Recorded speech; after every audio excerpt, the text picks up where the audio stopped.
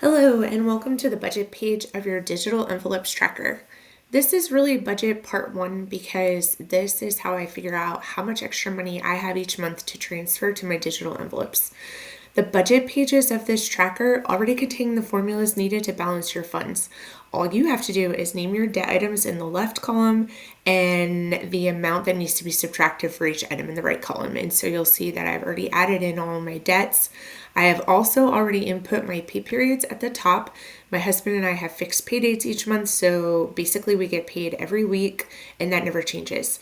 So if your pay dates are a little different or you have more or less of them, this is totally customizable. I'll showcase that in a future video. Since COVID inflation, we have worked really hard to eliminate our outgoing expenses by getting rid of credit cards and making a few other adjustments we'll get into as this series continues. But there was a time when we had a lot of items coming out of each paycheck. So if that's where you are right now, don't worry, don't be concerned, don't panic, don't be embarrassed, because the consumer version of this spreadsheet allows for up to 20 items to be added per pay period. And I think you're going to be surprised by how quickly this budgeting plan can help you delete those line items until your budget is more comfortable. I'm going to add in the amounts now that I pay for each of my expenses now. Please notice that I'm starting each number by letting the spreadsheet know that this is a subtraction item. And I do that by putting a minus sign ahead of the value.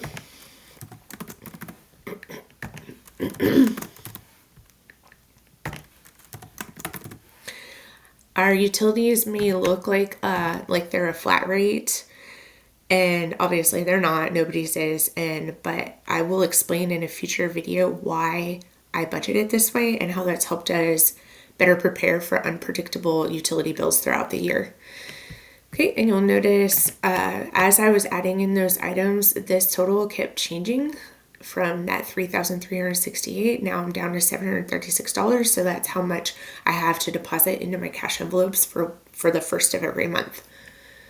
Okay, let's move over to the 8th, the pay period of the 8th. I do make a double payment on our pool every month. That was a personal decision based on our finances and some interest rates, those kind of things. And so I will discuss at some point in the future where that decision came from and what we're trying to accomplish there. Moving on to the 15th. Also in the future, I'll be making a video about how I save tons on grocery shopping and the fun way that I use any extra funds that I do not spend out of that $300 that I give myself each month.